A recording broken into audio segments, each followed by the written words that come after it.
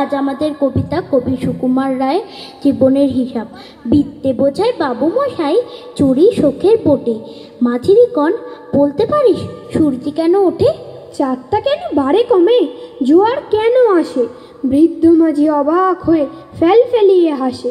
বাবু বলেন সারা জনম মল্লি রে তুই খাটি, কেন বিনা তোর জীবনখানা চারি আনায় মাটি।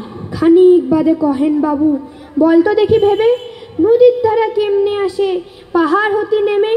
বলতো কেন লবণ পোড়া সাগর ভরা পানি? মাঝি সে কয়, আরে মশাই অত কি আর জানি? বাবু বলে, এই বয়সেও জানিস নি তা কি? জীবনটা তোর নিহাত খেলো, অষ্ট আনাই ফাঁকি। আবার ভেবে কহেন বাবু, বলতো ওরে বুড়ো, কেন এরম নীল দেখা চায় আকাশেরও চূড়ো? বলতো দেখি সূর্যি তাতে গ্রহণ লাগে কেন? বৃদ্ধ মাঝি বলে, আমায় কেন লজ্জা দিতেন হেন? বাবু বলেন, বলবো কি আর, বলবো তোরে কিথা, দেখছি এখন জীবনটা তোর পারো আনায় বৃথা।